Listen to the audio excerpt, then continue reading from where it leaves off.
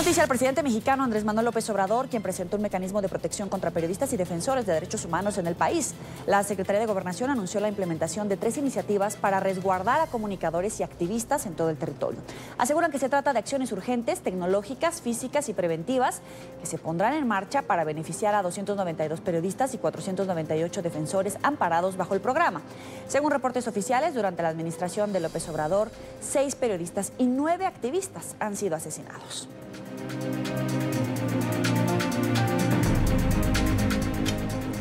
Damos la bienvenida a Itzia Mirabete, coordinadora de documentación y seguimiento de casos del área de protección y defensa de Artículo 19. Muchas gracias por estar con nosotros. Bienvenida.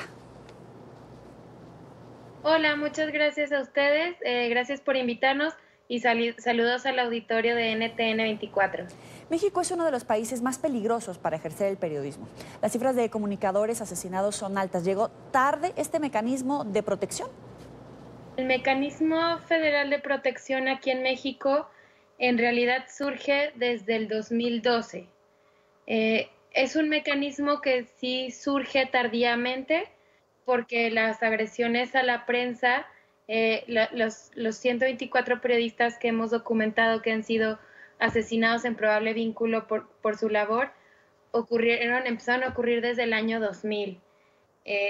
Obviamente acá en México, a partir de la detonación de la guerra contra el narcotráfico, pues es que se da como esta escalada de violencia, y es en 2010 que un grupo de organizaciones de sociedad civil deciden empezar a impulsar este mecanismo, y es hasta 2012 que se logra.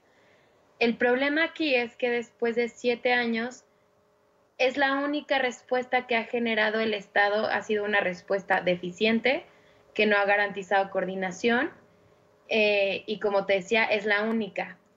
Entonces, pues todavía queda mucho por hacer si pensamos en hablar de una protección integral, porque queda un gran tramo por avanzar en la parte de prevención, pero también de investigación, de sanción y de reparación del daño. Claro, pero más allá del papel, ¿cómo funciona? ¿Por qué ha habido fallas? Se lo pregunto en este sentido. En enero fueron asesinados el periodista, el colega Rafael Murúa, que estaba bajo protección, y el defensor Noé Jiménez, beneficiarios de este programa de protección a periodistas que existía desde el 2012, como usted dice. ¿Qué ha fallado? Porque siguen matándolos. En el caso del mecanismo es que tiene 2 vías, ¿no? Se supone, de acuerdo con la ley, no tiene que ser como algo burocrático, sino solamente basta con hablar vía telefónica, correo, por mensaje y decir: quiero ser incorporado por esta situación, o esto me está pasando, entonces necesito que me protejan. Ahí el mecanismo lo recibe la primera unidad, que es la unidad de recepción de casos y atención inmediata, y ellos hacen una rápida valoración del caso y deciden, 1, si incorporarlo o no, y 2, si se incorpora, si entra como procedimiento ordinario o extraordinario. Y ahí nos empezamos a enfrentar a uno de los principales problemas del mecanismo. De acuerdo con la ley, si entraría en procedimiento extraordinario cualquier caso en donde la gente sienta y declare que su vida o libertad están en riesgo inminente. Y todos los demás casos donde sí se encuentra en riesgo, pero no sea un riesgo inminente a la vida o a la libertad, entran por ordinario. En el caso extraordinario, el mecanismo, de acuerdo con la ley, tendría 9 horas máximo para implementar medidas urgentes, proteger a la persona, y ya posteriormente pasaría a la segunda unidad, que haría un análisis de riesgo mucho más profundo, y luego la Junta de Gobierno, que es una mesa de trabajo interinstitucional donde están representantes del mecanismo, de la Secretaría de Gobernación, pero también de la Policía Federal, de la Secretaría de Relaciones Exteriores, de la CNDH. Existe un consejo consultivo donde hay representantes de sociedad civil, de periodistas y de academia. Sí. Y también participa ahí la Oficina del Alto Comisionado de las Naciones Unidas para los Derechos Humanos, con voz pero sin voto. Claro, pero ahí participa la ONU, participan muchos mecanismos internacionales, pero el mismo gobierno ha hablado de fallas en el programa. Incluso varios periodistas no quieren que las autoridades sepan su ubicación, porque no son pocos los casos en donde no son miembros del crimen organizado, no son narcotraficantes, sino autoridades, legisladores, gobernadores, incluso presidentes que han amenazado a periodistas. ¿Cómo resarcir esa confianza para que los comunicadores o los defensores de derechos humanos confíen en las autoridades que los amenazan, pero dicen que los van a proteger? Pues en realidad no es una pregunta tan sencilla, pero yo sí pienso que conforme las autoridades vayan demostrando no solamente que están protegiendo efectivamente, sino que tienen la capacidad y la voluntad para prevenir realmente estas agresiones, para evitar que las personas que ya lo sufrieron lo vuelvan a sufrir y que otras más pues se conviertan en víctimas, en la medida que demuestren que tienen voluntad y capacidad para investigar y sancionar, ahí es donde se va a ir empezando a recomponer el tejido y esta desconfianza que existe en las autoridades, ¿no? Actualmente el mecanismo ha servido más bien como para tapar un poco que están agrediendo a periodistas y personas defensoras, ¿no? Porque las encierran en una burbuja únicamente, donde en muchos de los casos ni siquiera pueden seguir ejerciendo su labor como periodista, como persona defensora, y pues las personas terminan silenciadas, pero el agresor siempre queda libre. Y entonces eso es como un aliciente para seguir agrediendo y pasa también en muchos casos.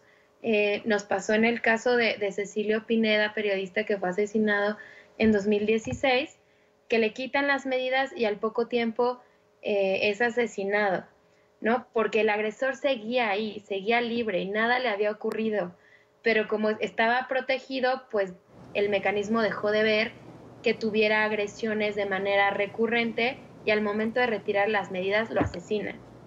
Claro, pero es que es muy interesante lo que dices, porque al final los periodistas terminan aislados, silenciados, y el agresor sigue libre. Con este cambio de gobierno que inicia con el presidente López Obrador y la nueva estructura de gobierno, ¿cómo evitar que este mecanismo, que funciona desde el 2012 sin dar resultados y que hay otros mecanismos legislativos de protección a periodistas, cómo lograr que este sí dé resultados y que no se convierta en otro elefante blanco de protección a agresores? Pues mira, para nosotros eso es un camino largo, ¿no? Eso es importante aclararlo, pero como dices, las claves que a nosotros nos podrían decir, ok, existe voluntad y existe la intención, no de seguir construyendo elefantes blancos, sino de solucionar el problema, pues en primera tendría que ver con sí fortalecer el actual mecanismo, que se dejen de crear más instituciones, ¿no? Las instituciones que se crean a partir de coyunturas nada más, y que no se trabajan para reforzarlas, para que funcionen bien, pues solo se terminan convirtiendo en eso, en un elefante blanco. Entonces, el llamado sería no seguir construyendo más mecanismos, sino que el que ya existe pudiera generar y coordinarse con las autoridades estatales y municipales. Posiblemente, si es necesario, repensar la ley y ver qué marco normativo se podría adecuar mejor para garantizar esta coordinación interinstitucional, pero sin duda no es creando nuevas instituciones. Esa es una.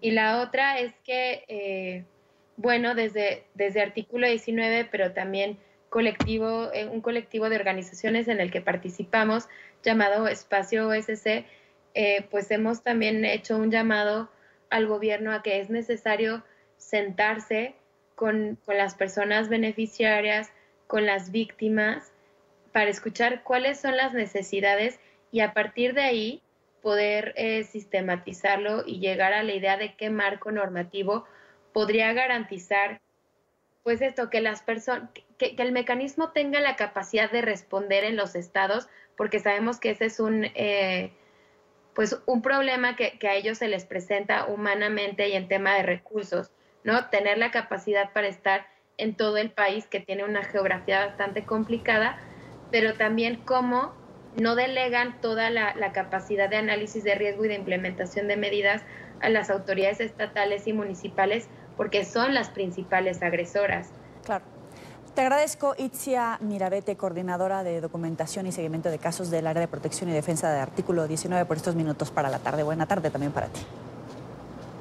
No, muchísimas gracias a ustedes por la invitación y pues seguimos en contacto. Hasta luego.